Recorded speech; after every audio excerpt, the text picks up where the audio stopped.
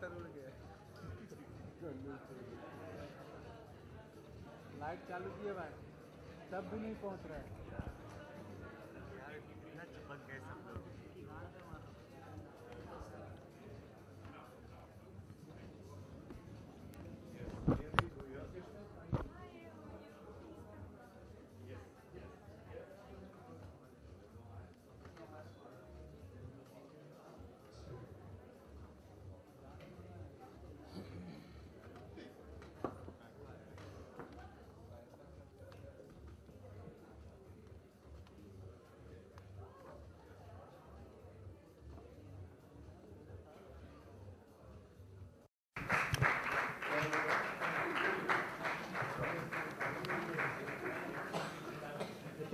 अरे मधल्या बाजू रे.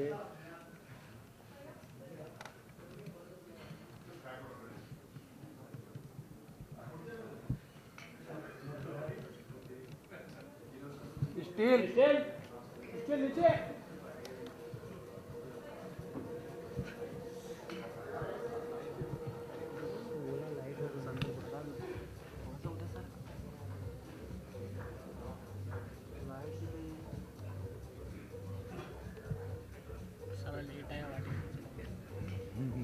Good. लाइट एकदम देख रहे हो, कुछ दिखाई नहीं दे रहा. ऐसा चिल्ला रहा लाइट लाइट नहीं मिल रहा है. घर पे जाकर कुछ नहीं मिलने वाला है. अपना ये राजकुमार, हाँ Say लाइट नहीं मिल रहा है. I don't think they've got any more lights. Face दिख ही नहीं रहा है. Sure, go ahead. Sorry. Light नहीं मिल रहा है. Very good. अरे यार फायर करके घर जाओ यार. लाइट दिख रहा है क्या देने के लिए? और तो लाइट ही नहीं है. दिख रहा है लाइट की बंद करके रखा है. ना लाइट ना ऑडियो. कहाँ से लगाएगा लाइट? क्या दे रहा हूँ लेडीज कितना मिले. So, does Amir Khan know that he looks different on the song? It's very interesting. You've got a wonderful life. You travel all over Europe, looking for a location, then you finally settle in Belgium. No, actually, that was my assistant Karan who traveled over. I wish I could have done that. He traveled 3,500 kilometers across Europe. I only landed up only in Bruges, straight. Okay. How do you finally then decide that this is going to be? Does it happen through a process of films that he's shot, your assistants have shot for you? Is it through a process of also watching that location? For example, Bruges is a well-known place because of the other film in Bruges. See, everything starts from the script. What does your script demand? So, in PK, Anushka is supposed to be studying in some country in Europe. And going by the scenes, what we needed was, as Karan mentioned, was a place which has got an old world charm. It's got those old cobble streets, a town square, and water canals. So the first stage is you start obviously hunting for locations on the internet. You kind of browse all over the places, and there are many countries who come in also. They have film commissions who provide you pictures. So the first elimination happens on that stage. So we kind of found a few countries, and that's when Karan went out on a journey. And so we actually almost had zeroed down on Italy, where we found water canals were in Venice. But what was happening there was that we didn't find all the locations in one place. Like the canals were in Venice, then the town square we wanted was in Verona, the mountains were somewhere else, and so we had to really travel a hell of a lot for all those places. Till I saw the images from Bruges, and it just seemed like the right place where it had the canals, it had cobble streets, the town square, and everything that we wanted was in one place. And when we went and shot there, it was just fantastic. Even if I tell my people now they all would jump up and they said, we all want to go back. Because nobody was really even traveling. We would get up in the morning, everybody had bicycles, and they would come on to location. Even Anushka, Sushant, all those people would cycle around, leave the bike wherever they want. In fact, Sanjeev lost a couple of bikes. He had to pay for it. And so that place has such an old world charm that for me, even watching this now was a huge amount of nostalgia, and I just want to go back again. In fact, I will do it as soon as the film ends. I want to go back and now, without worrying about the shoot, stay there. So does that mean that your next film will also be Bruges or somewhere? God would be very happy if that happens. How does it feel as a filmmaker? You arrive in a location, because this is really the first time that you're shooting your past 3 films, hugely successful, but all shot here in India. And now, a sizable chunk, so to speak, going abroad. Was it another dimension to your experience? Was it easy to get people clear off the streets, or, you know, just to make the whole thing happen as you had it in your head? Yeah, you're right. This is the first time I've shot outside. And that also finalizes that the script drives you to a place.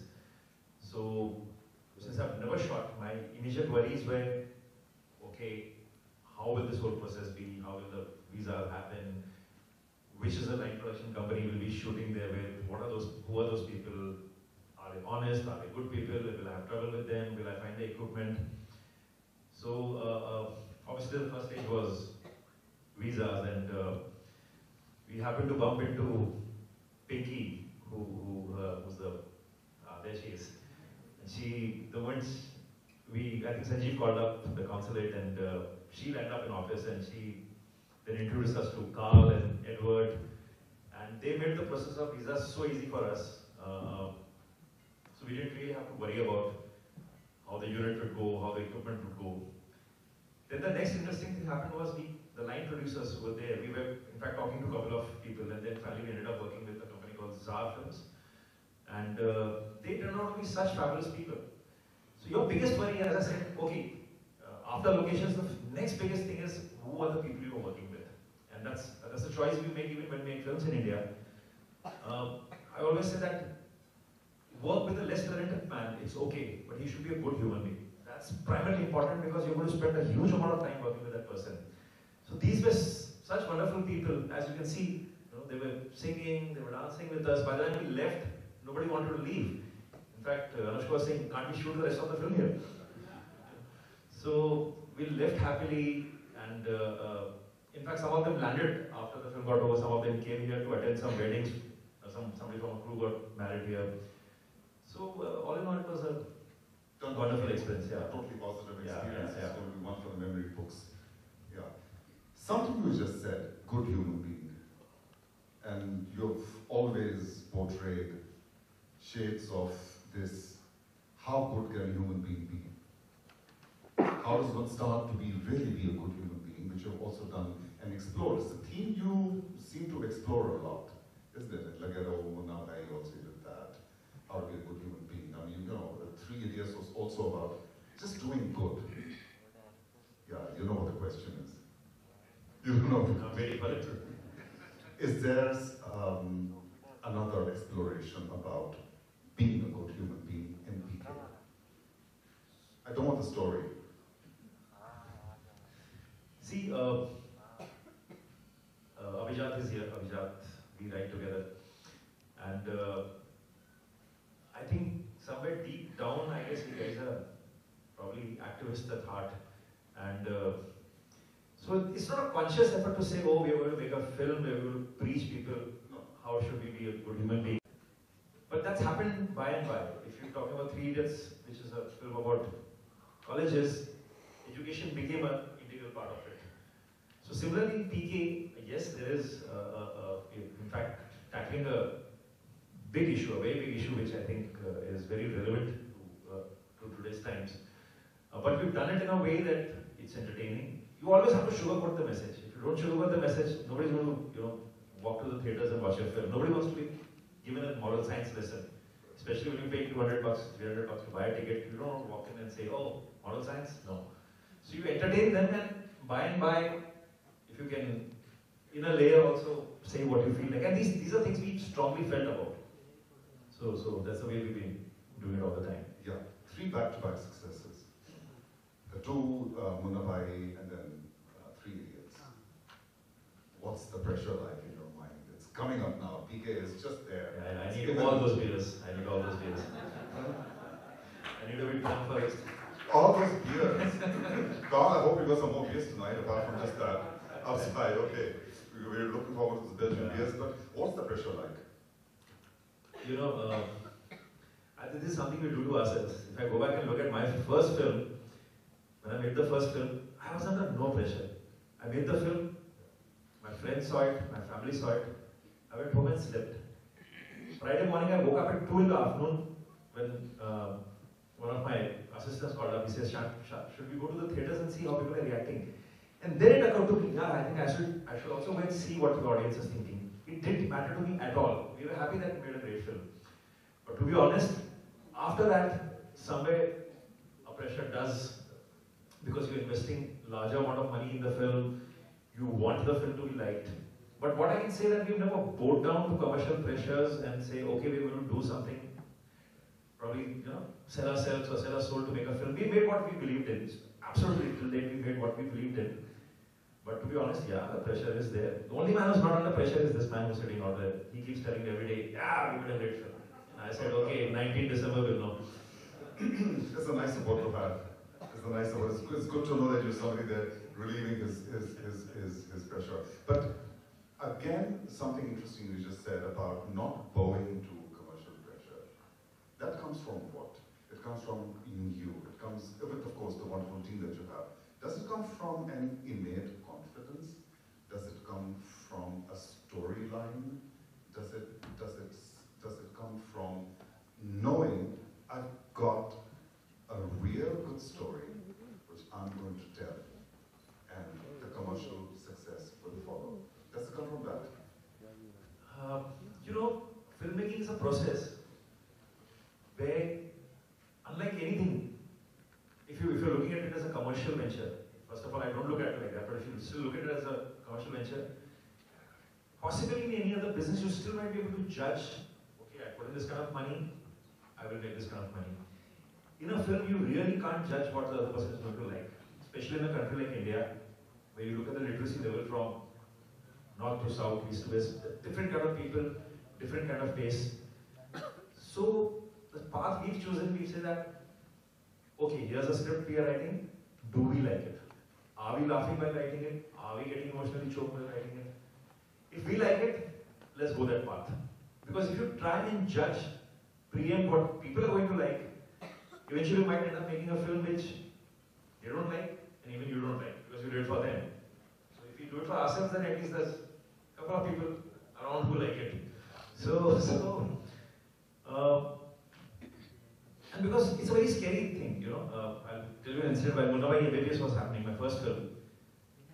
A filmmaker came to me, I can't name him. He said, "What have you gone mad? You're making a film with Sanjay Dutt, who's an action hero, and you're doing a film like this, which is like a feel-good kind of film. And you're making a film in a hospital? How can you make a film? Your entire film is set in a hospital. How can you shoot all your songs in Bombay? You have to go to Switzerland, you have to go to Europe, Bruges, nobody said that time, but but you have to go to Europe to shoot a song." So I got scared for a minute. I said, oh, but then you think, who made these rules? Possibly when these things happened for the first time, they were very unique in nature. Possibly when the first time somebody went to Europe, it was very unique in nature. Possibly when sometime you shot with an, when you do things for the first time, they're unique in nature. But, so people make these rules which scare you. But I think the moment you discard those rules and say, oh, I'm going to make a film which I like.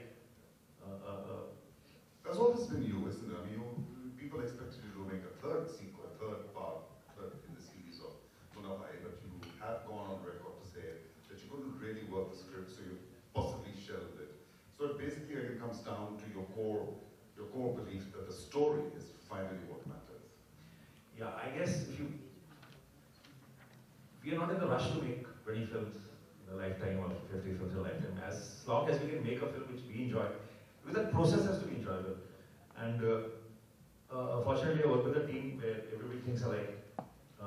There's Abhijat, there's Shantanu here, Swanand here. Look at the kind of work they do. Nobody's in a race of doing 20 films.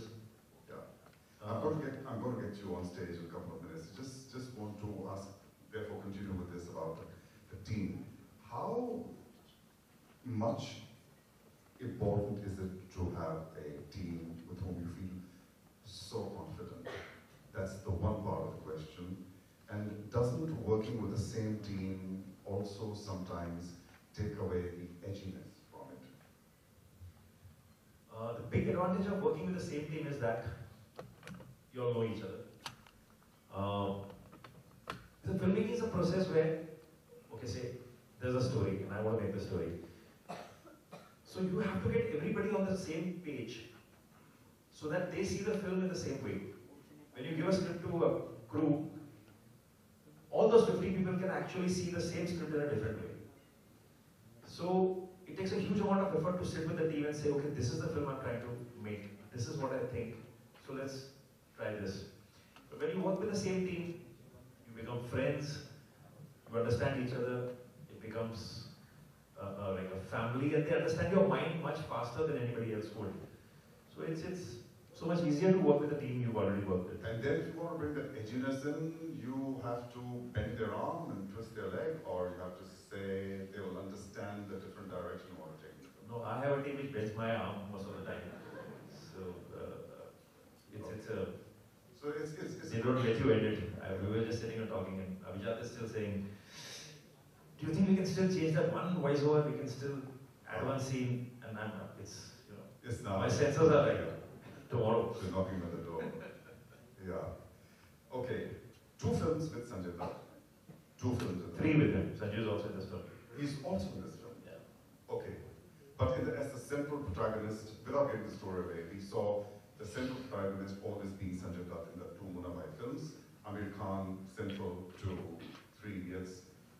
Apparently, obviously, also central to this film. And now you brought Sanjay Dutt also into the equation. So, does it mean that your future projects does the story come about because you know you're going to be working with these actors? No, it works the other way around. It works the other way around. Actually, script is your Bible. The script drives everything. From the script emerges everything. And I think that's the way it should happen. You cannot say, okay, this is an actor, so let me write a story around it.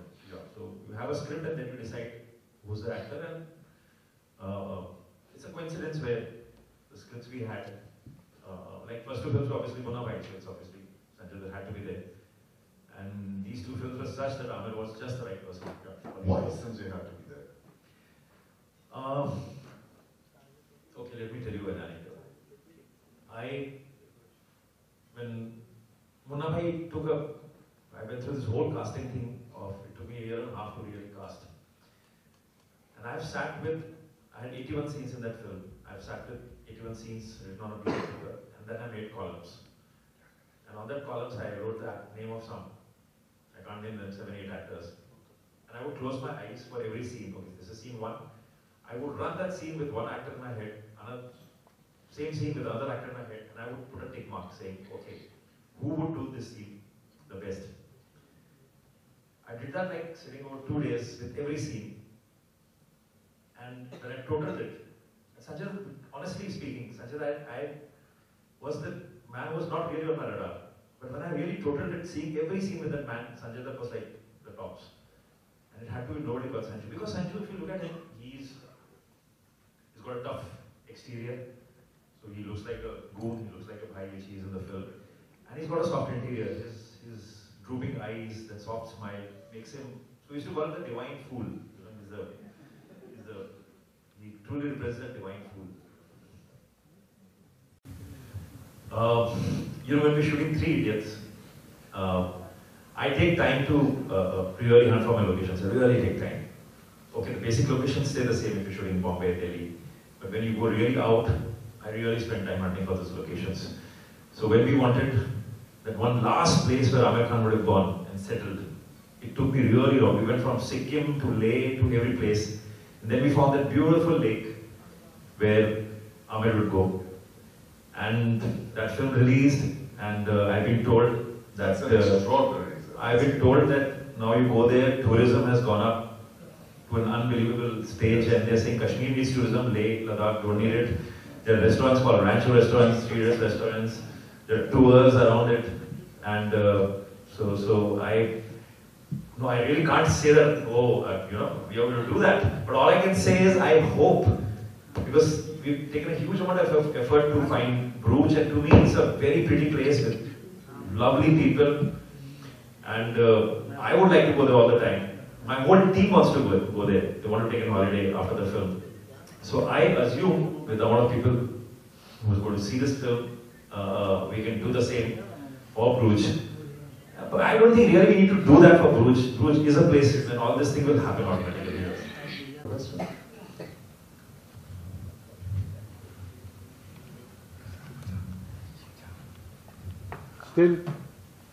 Still side la please. Good evening, sir. So it's a known fact that Amir Khan is turning 50 next year. And although a lot of young actors are coming, but it's still ruled by the Khans. So what keeps them going, even at this age and to be the lead? What is your experience like? I don't know whether I can answer that. What keeps him going? I have to check what vitamins he has. But I guess he's a man who is passionate about what he does. He lives his dreams. And when you're passionate about things, you're happy with what you're doing. And I think that happiness keeps you young, keeps you driven. So you look at the kind of work he's been doing, whether it's the kind of films he chooses, whether it's Satyanev Chete, or they're all driven by desire, driven by dreams, driven by passion. So I guess that keeps him young.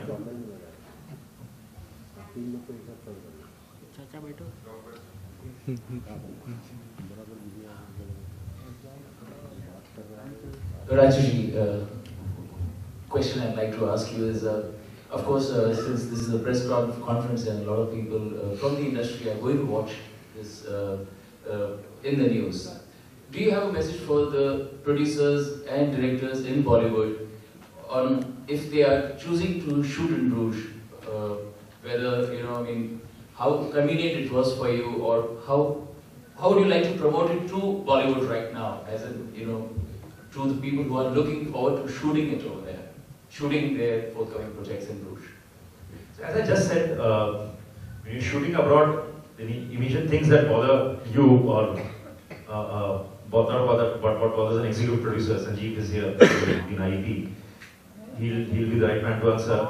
But the immediate things that the logistics issues are, okay, how will I be able to take my people there? How will I take my equipment there? Will there be a crew to assist? Because you want to go with a minimum team, so will there be a crew who's film savvy? Will all the equipment be available? Will there be cameras there? Will there be stock available? So these are the questions that bother you. And Belgium is so well equipped with studios, equipment, great talent, and great human beings. I have such wonderful experience with those people. There was not a single, otherwise there would be some tips with teams. Why are you spending so much? Where are your accounts? These are kind of things Sanjeev would face. But these were such wonderful people. There was no hassle. And the consulate here made it so easy for us to go there. We become friends, and we get lovely beers. So I think for every producer director, beers should be the basic motivation to go there. I am Vivek. First and foremost, very hearty congratulations to your entire team. You all have been churning out some great stuff. I must confess, I hardly watch films. There are selected maybe 5 films I may watch in a year. And amongst those are the kind of films that you all churn out as a team. So my heartiest compliments to your entire team. I think you all respect human intellect in the first place. Thank you. Most films, I'm sorry, I have a slightly different opinion. I feel it's sometimes an insult to human intellect. I told that in an off-the-cuff conversation to your co-writer also. But my pointed question is to Shantanu. I'm a big music buff, and the first thing that draws me to the theatre are the songs of the film. I must compliment you on this wonderful composition. Whatever little I've heard of it, I've completely loved it, along with the lyrics and everything else on. So, I have a question to Shantanu. I've been often watching some of your interviews at times now also.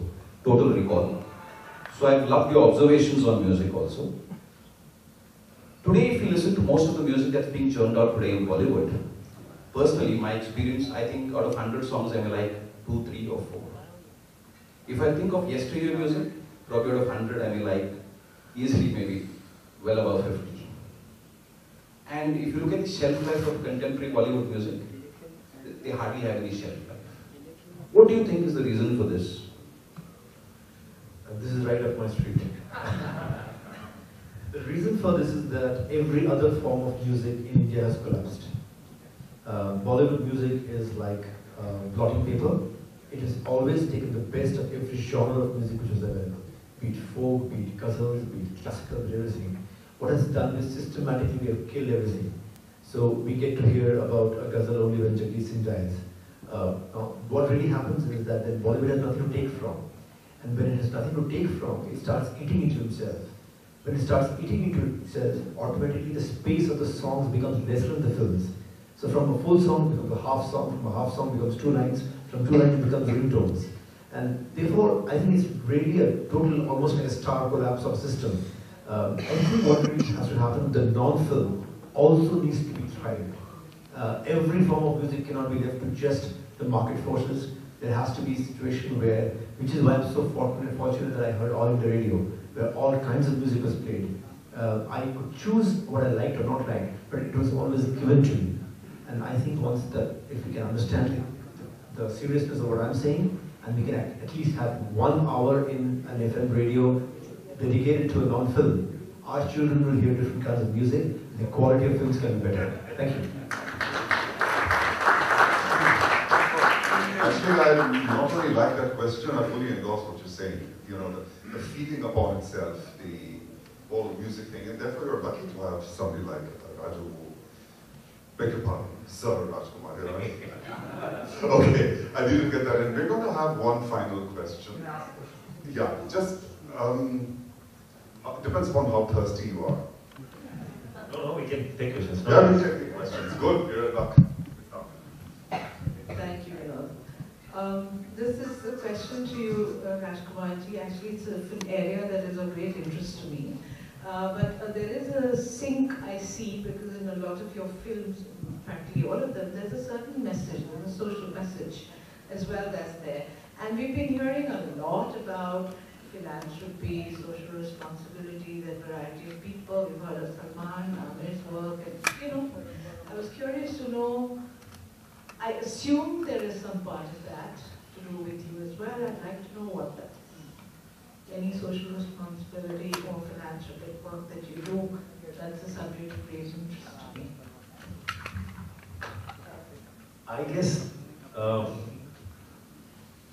all of us do some stuff at a smaller level, at a bigger level. I guess everybody in this room would at some time be doing something. But I guess that's best left unpublicized. It's better if you do it on your own quietly, rather than making a big hue and cry about it and saying, oh, I've done it. I think it loses its, you do it quietly and these things, and we all do some stuff, but it's very odd to, take a mic and say, hey, I do this. In other words, he does, but he doesn't really want to say it. Yeah, okay, good answer. Okay. Hi, good evening. My name is Sunny. Just had a question for you, sir. In terms of the script of the films that we see, it's genius, it's brilliant. I love, we all love, I believe, the type of filmmaking you're doing. One of the things we don't see is the work that you do with the actors behind. So I just want to know a little bit about your style of directing that we don't see. What works and how in pulling up the type of performances that you want from the actors? You encourage them to do a lot of improv, you encourage them, do you have a specific vision and just pull out what you want before, while you're discussing the characters with them? What is your style of direction in getting the performances that you want? See, with every actor you have to work differently. You cannot say that, okay, this is my style and you work according to this style. You have to see the strengths and weaknesses of every actor and make your path around that. Like if I have to work with Amir or Bhavan Hirani for that matter, I know these are people who love a lot of rehearsals. So much before the shoot, we'll sit with them and do hell of a lot of rehearsals, which I also personally like because you're able to see how your actor is performing and you're able to do things around it. So if some line is not working, you can change the line and work around it. If you work, when I work with Sanjay Dutt is a guy, if I tell him, say Sanju, we have to rehearse, he would just look at me and laugh. And so I realized that his strength is, on the set, give him 2 pages of dialogues, full pages, and he'll take 5 minutes to memorize it. He's an impromptu actor. If I take him to rehearsals, he'll get bored. So there's no real point actually forcing him to rehearse, then he'll lose all his spontaneity out there. Like Arshad Basi as an actor, I remember, when working with Munna, I realized he never spoke the lines the way they were written on paper. He would take those lines and speak in a way where it becomes very spoken. So, first time I was shooting, I said, no Arshad, these are not the lines, you have to say it the way they are. So when he attempted to do that, he was losing the spark. There was no spark. So then you had to, then I told him, actually do it the way you feel it. Then I had to sit like a hawk and be sure that whatever I want to say in that scene is still coming through in the way he's saying it. But he made it look real with his performance by doing that. So there's no one particular way where you can force an actor to work. You have to adapt to the strength of that actor and modify your methods of still getting out what you want.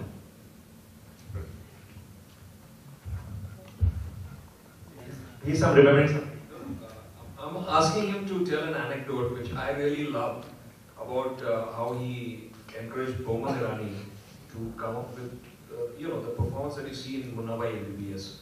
And there's a very pivotal moment, actually it's a cliffhanger of a story, I'll tell you. You're talking about that, yeah. See what happened with Bhavan? Bhavan was, that was his first Hindi film. He used to do a lot of plays.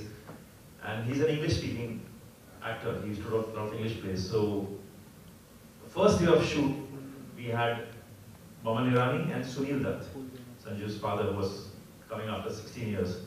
So, all my attention actually went for Mr. Dutt. He was, after seeing my first film, such a senior actor. So, at some level, I think Bhavan got a little ignored on the shoot. Anyway, we canned the shoot. After the shoot, he asked me, how did it go? I said, Bhavan, it went well, but I thought you could have done a little better on that one particular.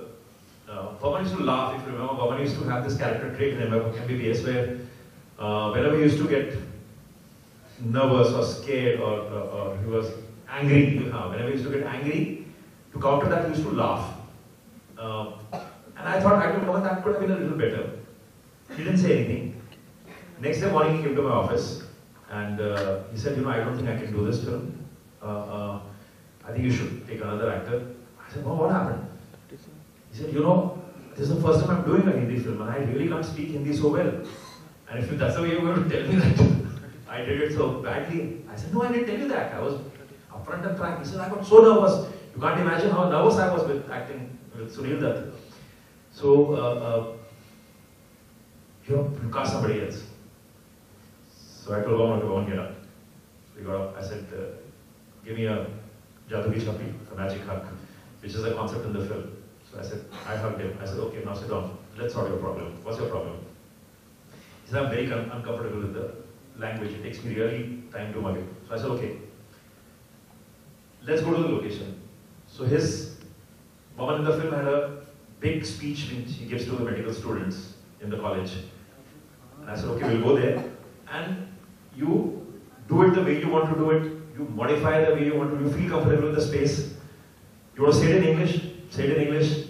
I'll still rewrite it in a way that I'll have some Hindi lines which the audience will still get the essence of the scene. So he went there and he started doing things. He started saying what he wanted. And he said an amazing thing which has stayed with me.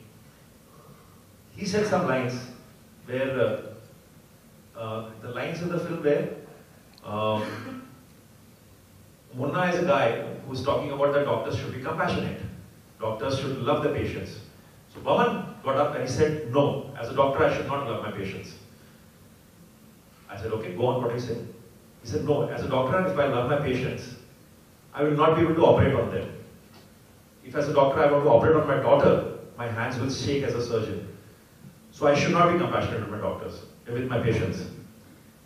So I said, Vaman, this looks like a very strong point. It looks believable. But if you say this, then my hero, who's Sanjay Dutt, will collapse. I want to say that doctors should be, and the point is making the doctor should be compassionate, and you're making a very strong point, saying that they should not. So Vaman looked at me and he said, that's your problem. He said, as a character, I in my head cannot think that I'm a villain. No person in his head can think that he's an antagonist. I have to have a viewpoint. As a dean of this place, I have to say that I am not compassionate because I should not be very close to the patients, I won't be able to operate on them. So you have to figure out how you do it. I said, okay, I'll figure out. But then that stayed with me. Whenever we wrote after that, it stayed with us that nobody in the head thinks that he's a villain. So you have to give a point to your antagonist. So whether it was Rajkumar Hirani again in 3 Idiots, he had a point of view that life is a race, and if you don't really run fast, you will not succeed. So now as a hero, as a protagonist of the film, the main actor has to break that point of view. But you cannot say that everything is so black and white and dry. So Vaman taught me that one day. But coming to the point that you work with an actor, you give him the space to bloom, to blossom, understand his problems, and so there's no fixed path as such. Mr. Hirani, excuse me. Bruges is a very small, quaint town, and you have to put it old world charm. Here you have this Bollywood song being picturized over there. How did the local citizens react to whatever you were doing? There were two kinds of local citizens there. One were the actual locals, and one were Indians who were there. So the locals were very amused, as you saw in that. They were wondering, why are we coming here? Why an Indian film is coming here and shooting? They were happy they were very welcoming, they were very sweet to us. And Indians were there all over the actors. They were just running behind the actors, they wanted pictures, they wanted autographs. We had to get a lot of Indian actors. You've not seen the couple of scenes also, apart from the song, the couple of scenes where we required a lot of Indian actors. But luckily there was a huge community out there in Antwerp and Brussels. So we got busloads of people from there who could be also part of that. But it was easy to shoot.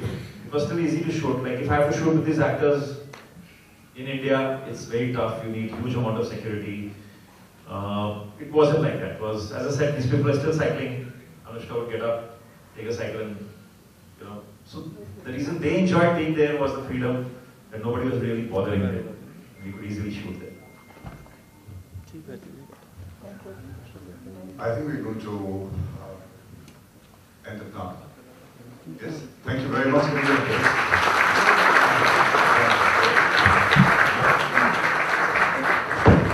We're going to run the film, the song one more time. Thank you very much. That was really wonderful.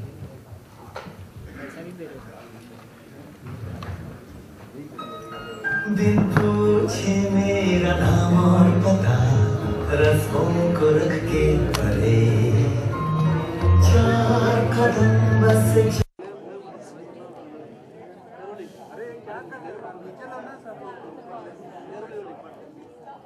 कोई दिखेगा नहीं है तो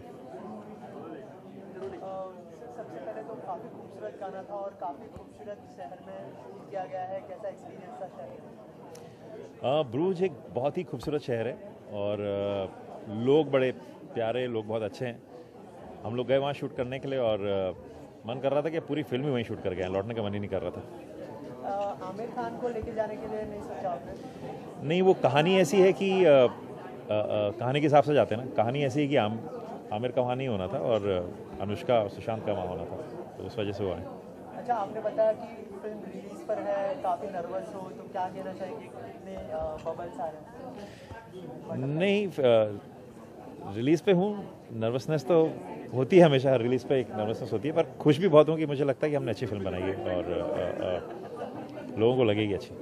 अच्छा, आप film के लिए अपनी ऑडियंस को क्या कहना चाहेंगे? नहीं, ऑडियंस से कहना तो कुछ नहीं चाहूँगा, यही कहूँगा कि उम्मीद यही रखता हूँ कि उन्हें अच्छी लगे। एक फिल्म बनाई है हमने, काफ़ी वक्त लगाया और चाहूँगा कि उन्हें अच्छी लगे।